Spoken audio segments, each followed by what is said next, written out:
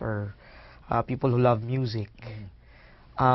Kasi at this point in their lives, yung mga kabataan naghahanap na ng parang second family, parang a group that is outside of their family. And would you say ito yung nagbibigay ng security sa kanila? Somehow, it gives them security, lalo na kung may problema yung pamilya. Insecure yung bata kung wasak yung pamilya. So therefore, kailangan niya ng lugar kung saan mag-fit in siya at i-recognize siya. Tatanggapin siya kung sino siya. Okay, so we know naman na choosing friends is really important. What do you think a young person should look for in a barkada? Importante yun. Yung criteria for choosing your barkada. Bagamat mahirap, but I think one important thing is, does this group lift you up? Do they encourage you? Second, do they try to bring out the best in you? Importante yun. Kasi kung yung barkada mo, itutulak ka pabagsak. Si St. Paul nagsabi, in a paraphrase version, bad company corrupts good morals, di ba?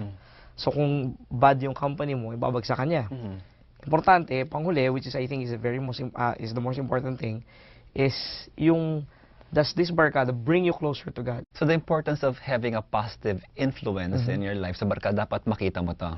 Dapat makita mo talaga yun. Yeah, although I do have a friend na her parents chose her friends for her. And she found this very, very irritating when we were teenagers. And sabi ko nga sa kanya, buti pinili ako ng nanay mo no, na maging kaibigan mo. But anyway, she said that whenever she would choose a friend and her mother would disapprove, her mother always ended up right. Like, there's this girl na basta turned either nabuntes or what, and then hindi pinayagan na maging friend even before that incident happened. So parang her mom had an instinct of who would be good for her. I mean, what do you think of this, of parents choosing the friends of their children? I think it is also important for parents to give guidelines. Pwede rin silang mamili to a certain extent. Kasi yung parents, alam natin na they have been there. They're more experienced with life. Done that. Been there, done that. But I think not to the point that they would dictate who their kids' friends will be. Provide godly guidelines, provide biblical guidelines. At the same time, give practical advice. Based on their experience. Is it possible na for a young person to maintain a high level of morality or behavior, and at the same time be friends with people na, for example, barkada niya, mahilig uminom, mahilig makipagsigarilyo? Posible ba? Hindi. Pero siya hindi. Posible ba yun? Kung tinatanong natin, posible, palagay ko, posible. Kasi nagsisimula yun dun sa tao eh. Dun sa character niya, dun sa prinsipyo niya, dun sa tinatayuan niyang prinsipyo. Pero yun nga, sinasabi natin, eventually, dapat he should be the influencer rather than the one being influenced by his barkada. Diba, alam natin si Jesus, diba, sinasabi, he's a friend of sinners. He goes to parties, he goes to the people na tinuturing ng religious establishment na hindi dapat puntahan. Pero he goes there, but he maintains his character. Own integrity. He maintains his own integrity. He maintains his lifestyle to the fact that he did not sin. Diba? So, posible. So, posible, kailangan natin maging maingat at magbantay tayo. Magbantay.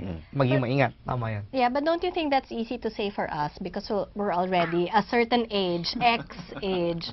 But when you're a teenager, isn't it a death sentence to be different? Totoo yan. Like, I mean, I have children who are, going towards that teenage stage, and they've been asking for stuff like, my son wants a Game Boy. The usual term, everyone has it, Mom. And my daughter, who's approaching 12 right now, wants an iPod. So, parang if they don't have that thing, they're not in because, Mommy, I'm the only one who doesn't have it, diba? So, it's hard for you to be different as a teenager. So where does the strength come from to resist this temptation if you are a Christian to start with? Referring to the film, to the story, first, meron silang relationship with God. So I think the strength comes from having a relationship with God. And their values are biblical. Sabi ng Psalm 119 verse 9, how can a young man keep himself pure by living according to your word? Diba? Importante yun kasi yung character, yung integrity, nanggagaling doon sa relasyon mo sa Diyos at sa katotohanan ng salita ng Diyos. Pero I had this experience nung high school na pinipilit ako ng barkada, nasa resort kami, high school friends, na uminom, saka mag-smoke. Actually, during that time sa high school, meron akong parang sabihin natin crush doon sa isa sa mga girls. Siya mismo nag-offer to make the point stronger. Pero dahil Kristiyano ako, alam ko kung saan ako nakatayo, sinabi ko na hindi ako umiinom kahit ikaw pa ang mag-offer at kahit magalit ka sa akin. Sinabi ko, kaya lang, ang problema ko doon, I knew where I stood. You know, I know where I stand, pero ang problema ko, parang during that time, hindi ko alam kung paano sabihin in love. So, posible na ma-maintain yung character, yung integrity. Mahirap nga lang, pero pwede. Okay, so hindi good excuse sabihin na since lahat ginagawa yon, gagawin ko na rin. Hindi tama. Yeah, but that was very brave of you to actually make that stand, diba, at that time. Kasi I think it's only when you get older that you actually learn to say no in a nice way. When you're in the teenage years, you can say no, but sometimes iba talaga yung dating dun sa barkada mo, diba? Maging outcast ka. Ang effect nun sa akin, naging outcast ako. Parang tinuturing nila ako na parang nerd o kaya labas ng barkada. Actually, I think there is a proper way of saying the truth. Standing on solid ground. Pero teaching your kids, o kung parents siguro, your young people, to say it in love. What advice naman can we give sa mga magulang o sa mga mas nakakatanda sa mga kabataan as a counsel, sa mga kabataan na dumadaan sa pressure? We are all aware na totoo yung problema to. Struggling with this issue. For parents and youth counselors and teachers and older people, dapat importante sa palagay ko na maging friends of youth tayo. Hindi lang anak, hindi lang nephew, kundi kaibigan ng kabataan. Importante yun eh. So, dapat nakaka-relate tayo dapat sa kanila. Dapat nakaka-relate, culturally speaking. Tapos naintindihan natin yung nangyayari sa kanila dahil nanggaling din tayo doon eh. Pero yung pinaka-importante sa lahat, we provide an atmosphere of love that starts in the family based on biblical values. At yung values na yun, hindi lang sinasabi ng magulang, kundi dapat ginagawa ng magulang, ng nanay at ng tatay, at ng mga ate at kuya. Kasi sabi nga, di ba, yung ginagawa ng nakakatanda, gagawin din ng nakababata. Okay, so is there an example in the Bible of a young person in a peer pressure situation, and how did they handle this? The first person that comes to my mind is Daniel. Isa sa mga favorite Bible characters ng mga bata. Daniel is a young man together with his friends, Shadrach, Meshach, and Abednego. They were exiles to Babylon. Dito sa sitwasyon na to, kung saan nandun sila for training for 3 years to become the king's attendants, during a certain time, they're offered the king's food and the king's wine. Actually, delicacies ito eh. Masarap yun. Masarap yun. Yun yung kanilang kinakain araw-araw. Pero, in-offer yun sa idols eh. Babylonian pagan gods. So for a Hebrew, it is detestable to do that. It's unacceptable. No way, no, it is unacceptable. But Daniel knew his God and his law. Kahit na wala na siya dun sa bayan nila, wala yung magulang niya, wala yung mga priests, wala yung law mismo, pero yung law nasa heart niya. Alam niya kung anong gagawin niya. So, sabi dun sa chapter 1 verse 8, he resolved not to defile himself with the royal food and wine. He asked instead to have vegetables and water. So, pwede mong i-decide to do what is right even in a pressure situation. Actually, for Daniel, hindi lang siya basta teen pressure eh. It will cost him his life or the life of even the chief attendant. Siguro, talagang maging clear sa atin na the greatest pressure, the biggest pressure should not come from men, but should come from God.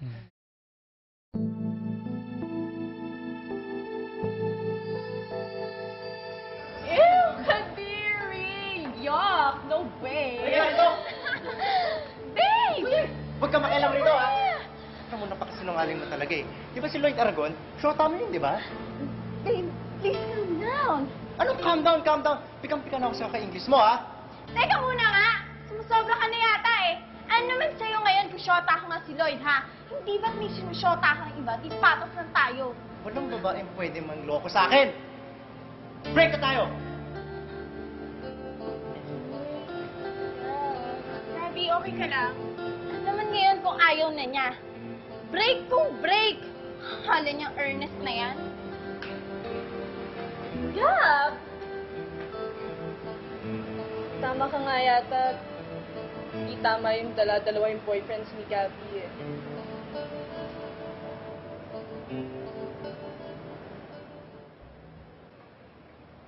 Oh, Vince. Si Kuya Ernest mo. Si Kamots. Pati yata si Coach nakalimutan na may practice tayo ngayon ah. Oo, yung tungkol doon, si Kuya Ernest, may date ata sila ni Gabby eh. Si Kamote, hospital eh. Ha? Oo, kasi medyo napasobra sa toma. Kaya pinakancel ni Coach yung practice ngayon. Ganun ba? Oo, pasensya ka na, hindi ko man lang nasabihan ni Kuya. Dadyahay kasi akong text ka lang eh, kaya ako na mismo yung pumunta dito. Wala yun. Tara. Saka, dude, yung tungkol dun sa nangyari nung isang gabi, alam ko na bad trip ka sa amin ni Kamote nun eh. Kasi, pinipilit ka namin gawin yung di mo naman trip gawin. Sorry ah, sensa na. Okay lang yun. Kaya pala parang iba ka. Yun bang ang bait-bait mo? Mahilig ka palang magdasal. Praise the Lord ka pala. Friend kita, Bernadette. Yung friendship natin, kung paano ako nakikipag-usap sa'yo, kung paano kita tinatanggap bilang ikaw. Ganon din yung friendship ko with the Lord. Pinakausap niya ako, tuwing nagdadasal ako. Tinatanggap ako bilang ako. At minamahal bilang ako.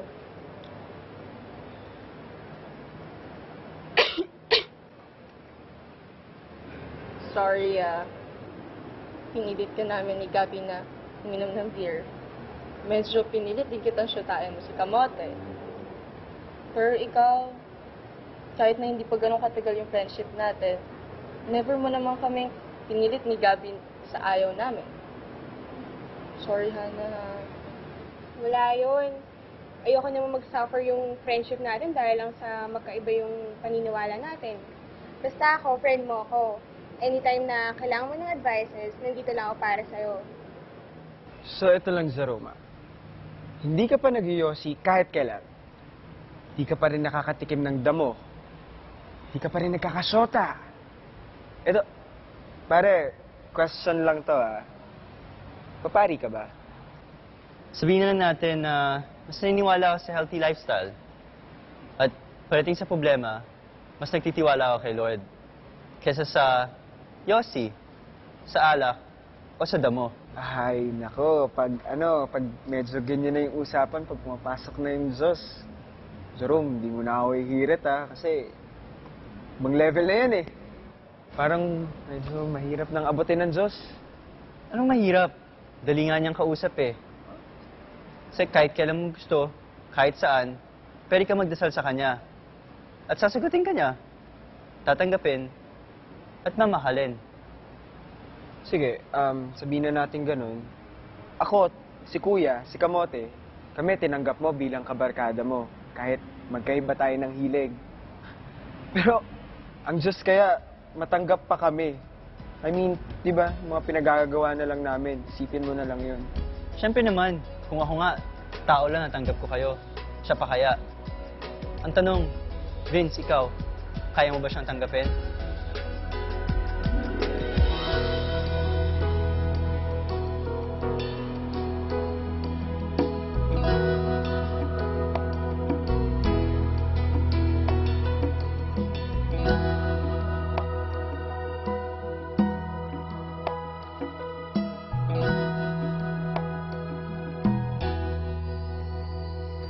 Dalawang uri ang Kristiyano. Ang isa ay ang thermometer at ang pangalawa ay ang thermostat.